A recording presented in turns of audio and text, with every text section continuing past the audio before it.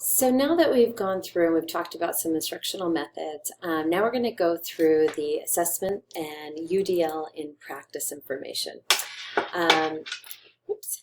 And this is how teachers can start looking about planning their instruction to meet the needs of all students. So you can see, we talked before about the traditional assessments being a 500 written report, and a chapter test, maybe some review exercises and worksheets, individual worksheets. And that really, these types of assessments don't really allow students to have the information embedded or retained. But it does give the teacher at least something that they can mark off and say, oh yeah, I've had that, I have that assessment. So what we're looking at doing is creating UDL assessments. And so some of the things that we need to do is, one, we need to reflect on the learning goal. So think about really what is it that we want our students to learn by completing this assignment. And that includes the content, the standard that you're trying to meet, but also the language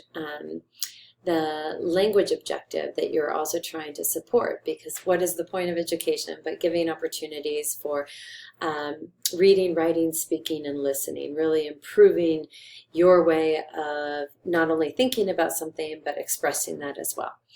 And so really allowing students to create like a diorama about pilgrims being aligned to the goal, as long as it's not just having them create little figurines, that there's some way that they're actually expressing what it is that they learned. The next one is providing flexible opportunities to demonstrate knowledge or skills.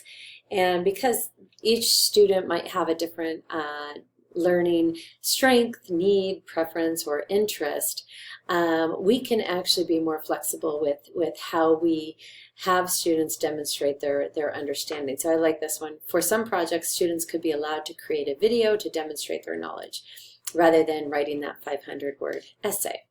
The next one is allowing for scaffolds and supports. First, we need to make sure that we get to know what evidence-based scaffolds and supports are available. Second, we need to make sure that we actually do a task analysis on every one of our assignments. We need to really think about, okay, this is what I want the student to learn. This is the steps that it would take to do this skill or understand this content or this text, and so this is how I'm going to break it down. So for example, making sure to teach vocabulary before jumping right into the reading a textbook. So here it says teachers may support students by allowing them to use assistive technology, which is also a really great tool for allowing students with special needs to access the learning. Next is be conducted in an ongoing manner. Now, one of the things about assessment is that there are two forms of assessment. There's formative and summative. The formative is the type of assessment that you're doing throughout the project to monitor the progress of the students and also get feedback to improve your teaching, your instruction. A lot of times you can give a very short activity and you can find out, oh, wow, okay, I guess I didn't teach that very well, and sometimes you can figure out a better way to teach. But it also allows you to check for understanding. If you're asking students, do you have any questions? Is this clear? Can you give me examples of? This allows students to demonstrate what they know in a very quick manner, and you can actually walk around the class and listen to the types of discussions that they're having, and that will also give you information.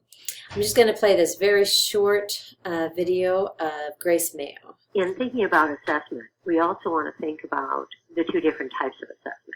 Formative assessment, which is ongoing, and that actually helps teachers understand if students are in fact achieving the goals in an ongoing basis. That is the time that the teacher can pause and reflect and think a little differently about the methods and materials that they're using to achieve the goals. There's also summative assessment, which is typically viewed as the end of the unit, the end of the lesson assessment. Both formative assessment and summative assessment provide an opportunity for students to show what they know and can do in multiple ways. It in fact will lead to high standards and achievement of the goal for all students. All right, so here is the Sycamore Middle School UDL assessment, and you can see barriers to traditional assessments, and those are the types of assessments we talked about, and the UDL solution. So, you know, having them maybe digitized versions of your worksheets or chapter review exercises, and you know, and some sort of project. So one is confounds the learning goal, the other allows them to reflect on their learning goal.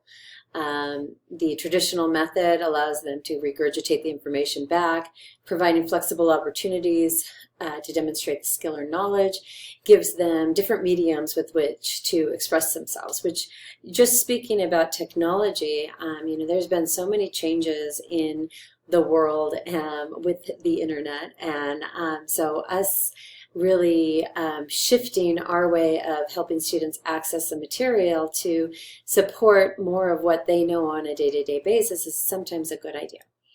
And this one precludes the appropriate instructional supports, whereas scaffolds might provide some online supports or possibly even some devices to support students like the AAC. And once again, you get one piece of information from the traditional, but you can actually get information in an ongoing manner if you use the UDL type of supports.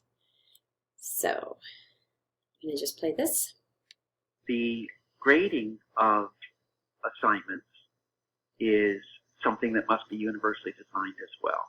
It's important to know the goal of the lesson and individual variation in the way it's done. Has the student reached the goal? It is important to hold students to a high standard. Sometimes people think that UDL is about making the lessons easier, but that's not a good idea. UDL is about challenging students and giving them scaffolds. So grading is about, are they succeeding in the goal of the lesson? But it can be accurate grading because by giving them alternative ways to get there, we're not grading just the one means. We're not grading them as if there's only one way they could get there. All right. Next, I'm going to show you real quick, this is the handout that I gave to you last week in class, and this is talking about the Universal Design for Learning Guidelines. And the big pieces about Universal Design for Learning Guidelines are that there's always multiple means of representation, action and expression, and engagement. So the means of representation means that you get to see the provide multiple ways for accessing different types of perception. So auditory, kinesthetic, visual. You know, some students will do really well just reading a textbook. Others need the video support. Others need to have a discussion with other people in order for the information to really be retained. It's making sure that you've clarified all of the vocabulary and the important information that you are trying to get across. Once again, illustrate through multiple media. So this class, I give you handouts, I have you read out of the textbook, I give you the videos, I email you, and I also give my information if you do want to reach out and call. The last one is around providing options for comprehension. A lot of us can understand things, but it's different when we try to explain them. And so really looking at the strengths, preferences, interests, and needs of our students, and then maximizing on their opportunities to really test out these ideas. So in this class, I've had you, once again, just kind of respond from the textbook, but then integrate your experience in education. I've had you reach out to people in the field or take a look at your own classroom or school so that you can get some sort of application to the information that I've asked you to look into. For example, on inclusivity in schools and you know, going out and doing observations of teachers, all of these different ways of looking at the same thing really allow you to digest and unpack the information on a more personal level. So multiple means of action and expression. So this is, options for physical, options for expression and communication, and for executive functioning. So this is really coming up with ways that you as the learner can, support your own learning, and, by using goal setting, by using progress monitoring, by bringing all these different tools, medias for communication, using different assistive technology possibly. So offering opportunities for you to go beyond just regurgitating an answer or finding the specific answer in the book. This is more organic as far as understanding and applying. And then the last one is providing multiple means for engagement. So they talk about options for recruiting interest, options for sustaining effort and persistence, and options for self-regulation. Self-regulation is something that never goes away. And so you will need to have ways of making sure that you are keeping all of your materials and due dates and textbooks and contacts and all the different skills and intentions that you have in teaching in an organized manner, and so that you really can assess and reflect and improve. And you can also make sure that what you're doing is relevant and authentic, and minimizes threats and distractions. And so to really streamline that, they provide these guidelines for improving how resourceful, knowledgeable, strategic, goal-directed, purposeful, and motivated the learners are. In many classrooms, the focus is on an illusory average student. Many curricula are designed for that student. Cognitive neuroscience has shown us that there really isn't an average student anywhere, and that's why it's an illusory student. Universal design for learning, though, is particularly focused on making sure that we get those students who have been marginalized, for whom that designing for the average student has never worked well. And that certainly means students who have been struggling. Students for whom English is not their first language, students with disabilities. They've been typically marginalized by this illusory average curriculum. Secondly, though, students at the other margins, the students who are called gifted and talented, are also students who've been underserved by this mainstream curriculum. They haven't been challenged. They're bored. They're underserved as well. UDL is a framework based in cognitive neurosciences for designing learning experiences that work across a wide spectrum of learners. Its main purpose is to make sure that everybody is a successful learner and reaches what we call being an expert learner. That is, they know a lot, they know how to do a lot, and they love learning and want to do it more.